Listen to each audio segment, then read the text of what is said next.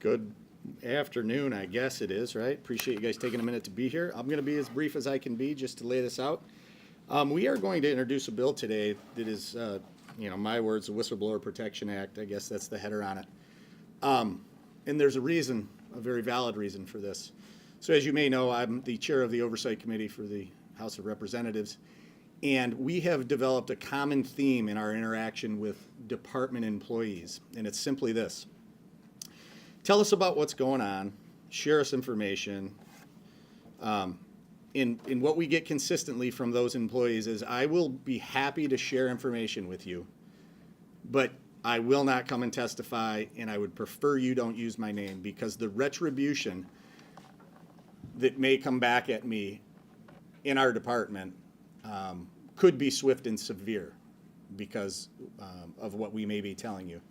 These are things that could lead to criminal behavior, certainly intimidation, and obviously inefficiencies in government that they're very concerned about sharing publicly with us. And I thought to myself, what a shame we're in a position that individuals who want to do the right thing, that are government employees, are afraid and actually fear for their job and their well-being by coming forward and sharing that information with one of the bodies, at least, that have some oversight authority to fix those problems. The legislature has a very clear role in oversight. It's well defined, and for the first time in a long time, the House of Representatives, under Speaker Matt Hall's leadership, has decided to exercise that. And I believe, after reviewing the current statute that covers whistleblower protection, that was woefully inept, and it really provided for exactly 0 penalties, maybe a $500 fine, if it is determined that an employer, a department head, a supervisor has intimidated or harassed you because you have come forward and spoke the truth. So what does this bill simply do? It basically says that an individual is subject up to a $2,000 civil fine. The individual that has been wronged can receive up to 3 times back wages that may be owed to them. The judge can make a determination that they will be fully reinstate their fringe benefits, their seniority.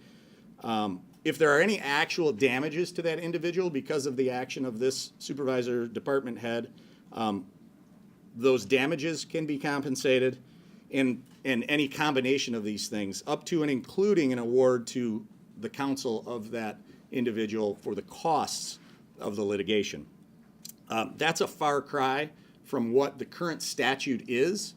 Again, the current statute basically says you get your job back and there could be a $500 fine. Truthfully, that is not a penalty. And I think because there's no teeth in the current statute, it could and does create an environment that intimidation is the tool and the tactic that is used in departments and by department heads and by supervisors to continue to maintain the status quo in government, which frankly is inefficiency. And it is not operating within the statute in the manner that they should be, nor are they expected. So that is the basis of the Whistleblower Protection Act bill that I am going to introduce today. It gives you a quick overview. I'm going to turn it over to Representative Woolford. Thank you, Representative, and good afternoon to all of you and to fellow lawmakers that are here. Thank you for being here today. We appreciate your support in this. I'm proud to stand alongside Representative DeBoyer, who chairs oversight, and also thankful for Leader Hall, who gives us the ability to have an oversight committee and not pull the reins back on us. But with that said, this is important legislation that will strengthen Michigan's Whistleblower Protection Act. From the State House to the White House, we're sending a resounding message, and that message is that we will protect whistleblowers who expose waste, fraud, and abuse. And I can tell you that we have found it, and you'll know more about that in the future. As a member of this oversight committee, my duty is clear, and that is to hold our state government accountable and ensure that every taxpayer's dollar is spent wisely, transparently, and ethically. This bill is about one simple principle, as Representative DeBoyer had mentioned, that if you do the right thing, you shouldn't lose everything. Workers who come forward to report wrongdoing or illegal activity deserve real protection, and this bill will do that. And this is why this bill increases those penalties and violations and ensures that employees can be fully reinstated, receive triple back pay they're owed, and have their seniority and their benefits restored. And why does this matter? It matters because too often people do the right thing and then are punished for it. That is unacceptable. And our bill, Representative DeBoyer's bill, and this bill that we're co-sponsoring, makes it clear that retaliation against whistleblowers will not be tolerated in the state of Michigan. And this isn't about partisanship, it's about fairness, accountability, and protecting those that protect the truth. And in closing, I want to thank again Representative DeBoyer for leading this charge on this bill, and I'm honored to co-sponsor. And together, we're sending a strong message that Michigan workers who step up to report wrongdoing will have the law on their side. That whistleblowers are the eyes and the ears of justice. They risk their careers and their reputations, and sometimes their own personal safety, and to shine a light on wrongdoing. And I can promise you today that will end. Thank you, Representative. Thank you, Representative Woolford. Is there any questions? Yeah. How exactly did the penalties, the $2,000 civil fine and up to 3 times salary back pay, how was that determined as a suitable punishment? Sure. We landed on that. Number one, we believe that the $2,000 figure was a severe enough dollar amount to at least hope to, push back on people's behavior. The second thing is in civil court there is a thing called treble damages, which is 3 times. And I believe that in a case like this, which is whistleblower, as important as it is, I think that should apply to this. Because if all you're going to get for coming forward and then being treated poorly is your job back, what's the motivation, right? You've been treated poorly, possibly run through the ringer. Your reputation may have been damaged. There may have been allegations or claims. Remember, we're living in the idea that the individual, as a department head or supervisor, has acted inappropriately, and so there will be evidence to that fact if they've done that. So I think that triple the damages, including a judge ruling beyond that if they so desired, obviously getting their job back and the $2,000 fine puts a little more teeth into the bill. And would that go back to the department itself? Basically, are taxpayers going to be the one footing the bill here? The dollars that would be, it could be the department, depending if you determine that it was a departmental action, but an individual also. Any dollars collected from a fine will go into the general fund of the state of Michigan. Yes. Yes. You talked about state employees. They said that they are not willing to speak yet because they're fearing retribution. Can you give a little bit more detail? Like they're specifically scared of being fired? They really think that's going to happen? Just any more detail you can offer? Yes. And when I say, I don't mean 2, I mean a few dozen. I mean 12 to 15 in a singular department that have said, I can't go on the record. I've had state employees say to me, I won't meet with you at the Capitol building or in the Hob. That's how concerned they are with retribution coming back at them from actions from their supervisors, department heads or otherwise. That's very concerning that they have that perception. And I'm going to tell you that, you could say there's no there, but when you have this many people taking that position, there's probably something there. And I think that it's our job to address it as legislators. Yeah, absolutely. Yes, sir. What are your comments on or do you have any comments on the growing use of NDAs throughout government agencies to kind of suppress any of the whistleblowing getting out? Well, yeah, that's number one. I am 100% totally against NDAs. We represent the people of the state of Michigan. Our power, the power that we have is vested in us from the people of the state of Michigan. So the idea that subdivisions of our government who garner their authority based on legislative acts that we pass, then use things like NDAs to hide behind their actions is abominable. It's unacceptable. I get the idea that there could be sensitive information, right, that we don't want to share publicly. But the idea that you use NDAs to hide behind providing information to the people of the state of Michigan is unacceptable. Yeah, thank you. Yes, sir. Yeah, What kind of stuff are these employees sharing? Are they sharing criminal information, or are they just sharing waste, fraud, and abuse, which isn't necessarily always covered by whistleblower protection? Sure, it's all of the above. But isn't waste, fraud, and abuse, they're just reporting that, that's not traditionally been part of whistleblower, has it? Perhaps not, but if you really look at what our role is, we have a fiduciary responsibility with the taxpayers' dollars. So if I have state employees who are even afraid to talk about just waste, fraud, and abuse, right? Your words, waste, fraud, and abuse, that's a problem. And so what this is going to do is it's going to protect those individuals. If you're doing your job as a department head or a supervisor, you should have no fear or concern about this.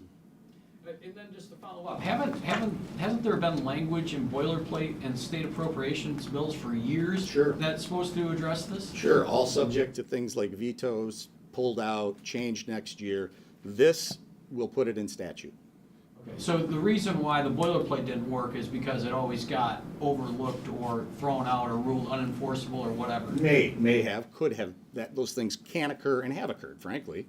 I think if we spent some time and went back in history, you'll find them in budgets that have been vetoed or taken out, negotiated away, thought it was in there on a deal, then it ends up getting pulled out at the last minute. This will put it in statute, and it will protect government employees who are on the front lines observing these behaviors. And I think that's important. I think it's important to the taxpayers of the state of Michigan. Thank you. Rep. DeBoyer, on that Yes. same note, in 2020, the legislature passed a bill unanimously that would have, it basically was whistleblower protections, and the governor vetoed it. What makes you think that she said there was a separation of powers concerns about it? What makes you think she would okay this bill if she vetoed it in 2020? You know, I don't know that she will okay this bill. I would say that if she chooses to not okay this bill, that's a poor decision by the governor. But I think that the climate has changed in our country. I think, and by the way, not politically, citizens are tired of government believing that they're superior to them, believing that they can operate in a manner that is above the law. And we see it. I'm telling you, the information that people have come to us with, we're watching this go on. But it's very hard, though, as the chair of oversight, to have hearings and produce evidence if I can't get anyone to go on the record. Can't you subpoena them? Sure, absolutely, which is always one of our options. But the retribution part is the point that needs to be issued. We're certainly, well, I shouldn't ever rule anything out, should I? We're certainly not going to subpoena every state employee. I mean, that just, on its face, doesn't make a lot of sense. But we will subpoena ones that we believe have credible information to come forward. Now, by the way, they still would have been subject to that same old law even after we subpoenaed them. The point is, when we subpoena a state employee and they come in and they testify, they know they have protections now, as opposed to previously, which was they get their job back and they $500 fine. There's a big difference between those two things. Yes, sir. So this seems to go after the retribution part, and what would you say to the people who don't want to come forward just because they either don't feel like they'd be believed or like anything would change, and maybe they don't get retaliated against, but their office is just awkward now? Well, you know, everybody has to look at themselves and look at their own conscience and make a decision on what the right thing to do is. And individuals that don't want to come forward, that's perfectly fine. That's their prerogative. But I do believe that general people are good people. But when you have to pay a mortgage, feed your children, you make a decision on the risk, reward. And I think that we, as a legislature, have to understand that that is truth and that we have to provide the mechanism by which they can come forward and not have to worry about losing their jobs. Have you worked with any partners on the Senate side of this or any Democrats?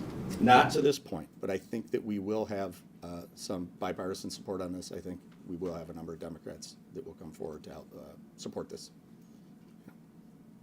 Anything else? Is this your bill or is this somebody else's? This is my bill. What, they got a bill number yet? Not yet. It hasn't been drafted yet. We'll probably do that this afternoon. Anything else? I guess I just want to clarify, I know Representative Woolford, you mentioned that, we can expect to hear more information just in regards to waste, fraud, and abuse. I mean, do the two of you believe that it's something that you found through the oversight process? Yes. Yes. Short answer is yes. You got to realize in an $82 billion budget, there's nobody in this room that believes that there isn't some of it going on in there.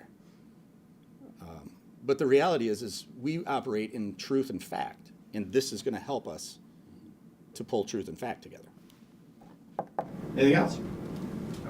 To back up, I guess, to that point, we got this the same day the press release came out that Republicans are close to their budget proposals coming out. Obviously, the oversight process has been tied to that budget writing process. How much of what you learned throughout this is going to tie into what we see next week? I would say that's probably a better question for Speaker Hall. I'm not on appropriations. I just show up and collect data and give an opinion or a report based on that data. But I do believe it will have an impact, for sure. If we're spending money that we shouldn't be spending, taxpayer dollars, you're going to see that removed from the budget, frankly. If we're spending money that's inefficient and doesn't have any results of quality, you're going to see that removed from the budget. That's a very strong possibility. Anybody else? All right, well, I appreciate you guys taking time to be here on this Whistleblower Protection Act. Thank you to my colleagues that were willing to come and stand behind me on this one. So I look forward to getting this introduced and passed through the House. Have a good afternoon. Thank you.